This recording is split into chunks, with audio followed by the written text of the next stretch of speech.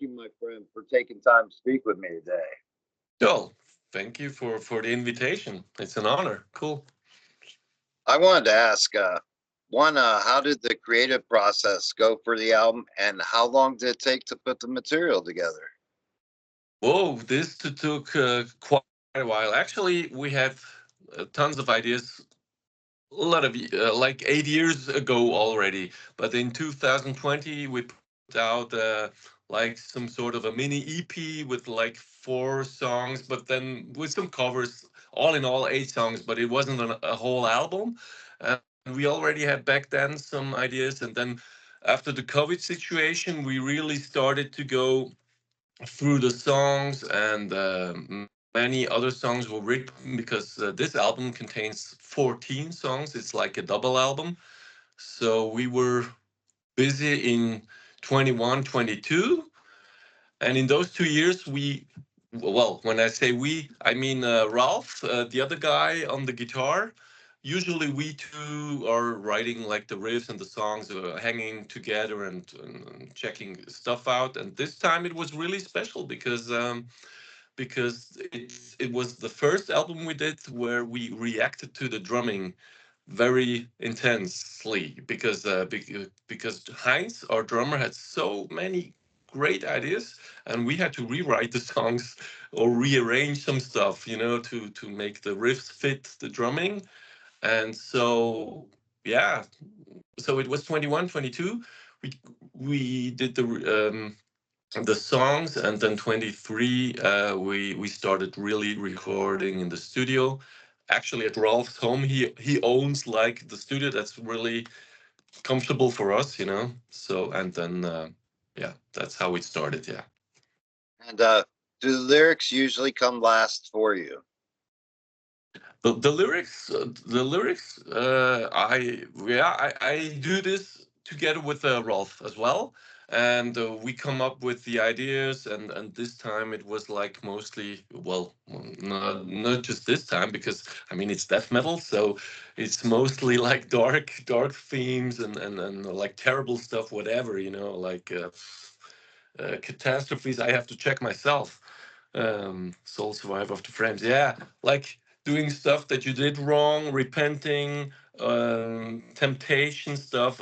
Also about war, because I'm originally from Croatia, so I had like a special connection to this theme. We all live in Switzerland, but like all those dark themes were a thing, and we both start with the lyrics. And well, they're not that perfect, but we try to say something. Yeah. And you mentioned my favorite track on the album, which is Soul Survivor of the Flames. I wanted to Ah, ask cool. about the creative process for that track. Yeah, that was a special song. Let me check. I can tell you more about it. Like here. Yeah. Yeah. Yeah. Because that was really a groovy one. I'm happy to hear that you love that one. Yeah, it was like, actually this song was one of the few ones we did in a really, yeah, like in short time. It didn't. I think if I remember correctly, we were in the studio and we just did it like in 2 or 3 hours, and that's not the usual way we start the songs. Usually, it's like, wow, we have a cool riff, and then thinking what could follow after this riff, and one thing leads to another. But this song was kind of, well, just go with the flow, and then we had it like in 2 3 hours. Yeah, that Wow. was cool. And another one of my favorite tracks is Another Day. I wanted to ask if you could speak on that track as well.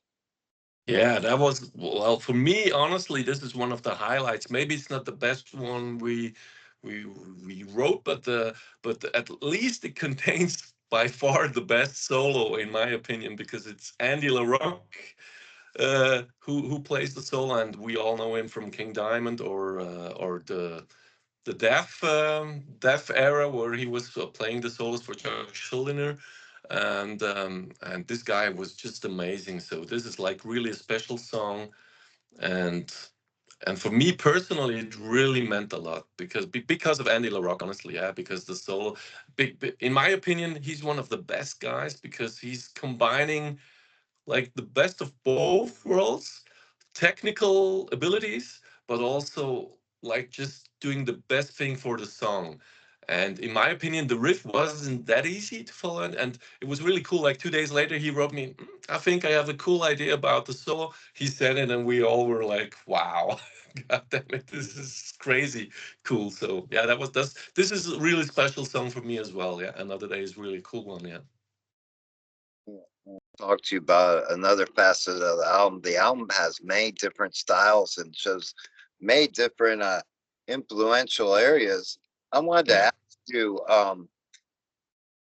in the making of your unique sound, what were some bands that influenced your style? Yeah. So, the common ground, of course, is like death metal, but you're absolutely right, and the listener really has to be kind of open-minded. If you're just like into, I don't know, brutal death, you won't like this album because it contains a lot of melodies, sometimes some moody parts, slower, faster, but sometimes a little bit technical stuff. And yeah, the influence, well, even the twin guitar parts, we have some parts, it's like it sounds like two maiden riffs are on it as well. And I'm like one of the old farts, listening to that sound since like end of the 70s. And so Maiden is definitely one influence of mine when I was a little kid, because I had an older sister, so I was already listening to Deep Purple and Maiden, and that like starting with metal early on. But then I would say a big influence, of course, is also, yeah, Def, and Chuck Schuldiner, for example, is one of my really favorite heroes. And I also try to follow a little bit that path. I mean, of course, I'm not the same ability or whatever, but like his idea of being open-minded, we're all metal brothers, and don't look at these borders. So we use all kinds of melodies. Sometimes it's even, yeah, even modern bands, but I couldn't name it now. Sure, and But yeah, you maybe can see the influences. Yeah, you can tell me. sure, I can hear progressive feels at times. Even Yes. in Yeah. the True. True. tracks, and it provides an excellent element to the music. I think Mhm. it takes you out of the box and gives you your unique sound. All these influences together. Because one of the things that kept me interested throughout is I'm like, man, I wonder what's coming next. What's coming next? And it kept me in my seat waiting to hear what the next progression was going to be. Yeah, that's really cool. That's really cool. I'm happy about that, because that was also the intention in a way, because we knew we never did a double album. I mean, it's like 67 minutes or something all in all. And it would be really boring if we would just play like almost the same song for 70 minutes. So we thought, yeah, let's just give it a go. And we don't have nothing to lose. I mean, we're an underground band. We can do whatever we want. Of course, we have a label, but there's no one pushing like stick to this kind of music, because yeah, so that's a huge difference. And yeah, you have to be open minded, and that's what we love about it as well, because we have like different moods, different. Sometimes you want the fast, aggressive stuff. Sometimes you want the mind fuck, if I can use this word. But and just like for some crazy ideas, and sometimes it's like just melancholic, moody parts that to make a little bit to have those energetic ups and downs. Sure. So yeah, it's about that. Yeah. And I wanted to ask you as well if you could speak on the album artwork and the artist that was involved in it. Yeah, the artist name is Simon Bossert, or Simon Bossert, and he's really a great guy. He did stuff for really big bands, and in like he's from Germany, and he told me, because I met him last week. We had a show, no, 2 weeks ago. We had a show in Germany where he showed up for the first time. We haven't met, and then we were talking about stuff, and he did the, I think, the live show for Powerwolf, the whole thing. And he told me he did like almost all the album covers from like that area of Europe. And he's really good, and extremely fast because I remember the second video we did. Um, he told me, "Yeah, I have not so much material. Send me some like vocal lines or something that I could cut into." And then, like 2 hours later, he already finished it. So he's really good at that and fast. And we had another, a different cover actually, but the label boss, luckily, he said like, "Ooh, this doesn't look like fitting," and then he told us about Simon, and when we saw what he can do, so that was amazing because for me it's really all those beautiful details, and even like the lower part of the cover reminds me even of another Swiss legend, Celtic Frost, like Into the Pandemonium, like this hellish kind of things with the earth. So he did a really great job with the whole booklet actually. Yeah, yeah, yeah. And I wanted to ask you, what's the next step for the band? What can fans look for next? Is there a tour coming? Yeah, absolutely.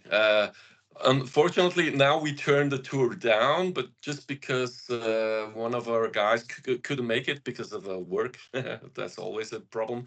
But it would have been the 6 Feet Under tour that is coming in May, I think. Yeah, but uh, but we're gonna check all the tours that will come up because for us it's a special year. We started 1999, so it's like 25 years of Disparaged. So we want to do something special, a really nice tour with a cool band.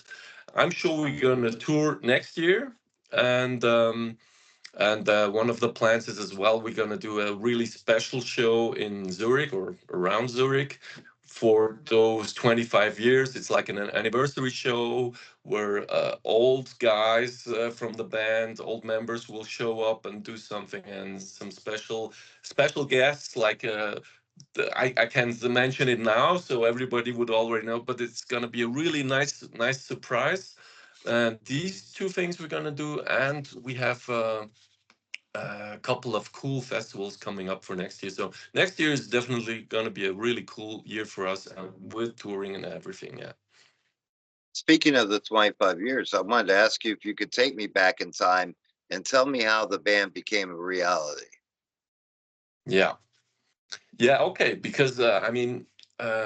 Before that, for example, Rolf, the other guitar guy, I knew him, man, I think since I was 16 already, like in like mid 80s or by the end of the 80s.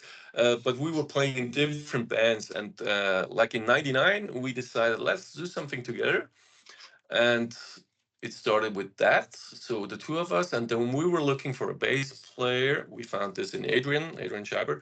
Uh, he was a bass guy, and then the difficult part was to find a good drummer. I think, like in many different nations, probably uh, we lack of really talented, crazy good drummers.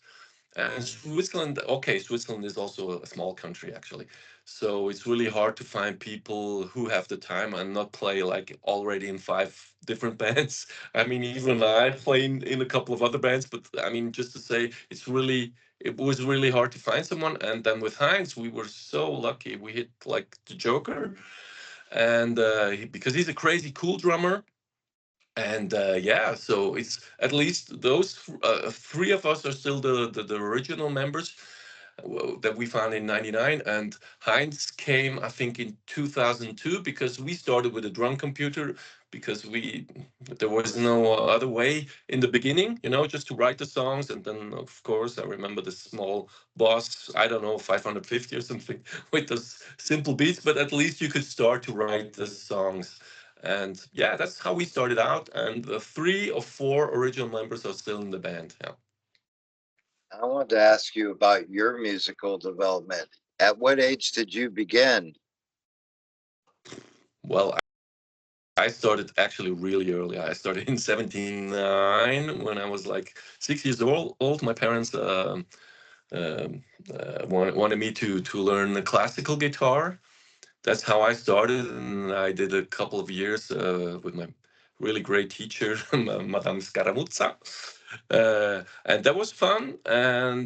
But I actually always wanted to play electric guitar, but my parents were kind of strict.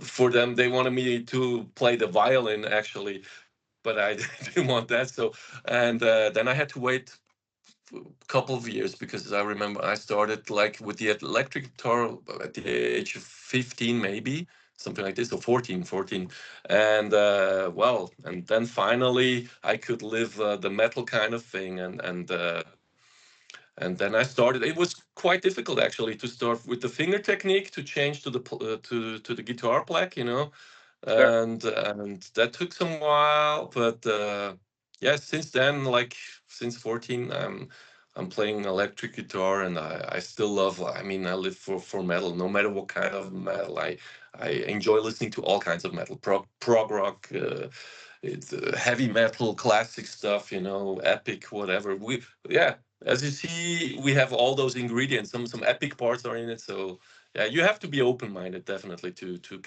listen to that album. Yeah.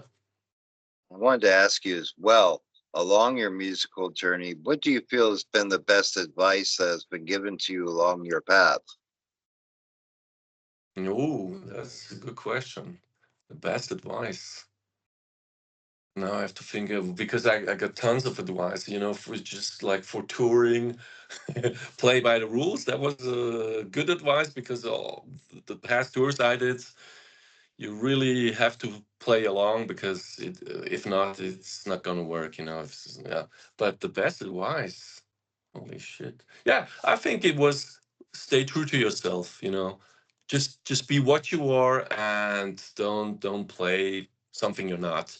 I still think that's the best advice. I know maybe not for the success thing. Of course, you can have way more success if you, yeah, adapt to certain things. It's even in metal, it's like a dirty business. It's just all about connections and the big labels, how they can push and whatever. But I think being true to yourself makes the music more honest, and it's about that. I think that was like, in the end, that was like the best advice because I feel best with that. Just being myself and the creative output without boundaries. Just do what you want. So that's creative wise, it's the coolest part. Yeah, that's a good advice. Yeah. And if I was able to talk to all the band members, Hmm. we took into consideration the 25 years.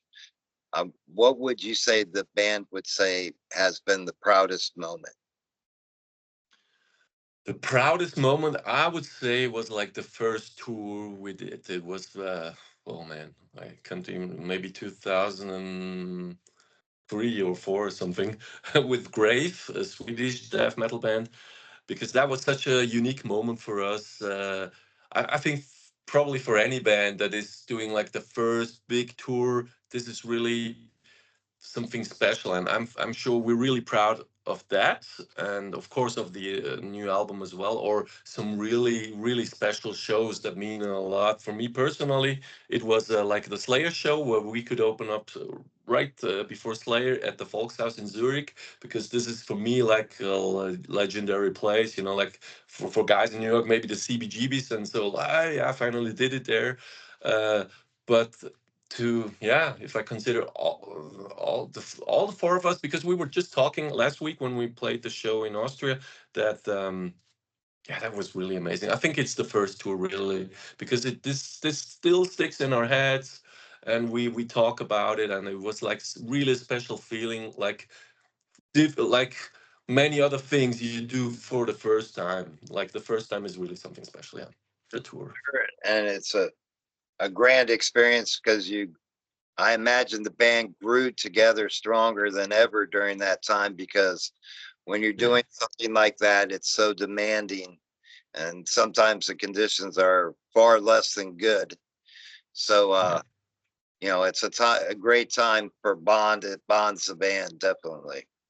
Definitely, definitely, and it was, of course, yeah, yeah, and it was really a good tour as well, because I had other tours where we had some struggles, and or with different bands, and if somebody's not going along, then it can get sometimes to lead to much trouble, you know, and so, and that was really just all fun and connecting, and because in a way it's something else if you just practice once or twice a week and you see each other for 2 3 hours. But it's a different thing if you're like for a month on tour or two all the time together with the tubers, and then you really can see can you um, how you feel towards each other. And that bond was definitely growing, and it was really just fun because everyone was such a, yeah, just all cool guys. So it was really just a fun experience. It was really cool. That's why it's so positive for us.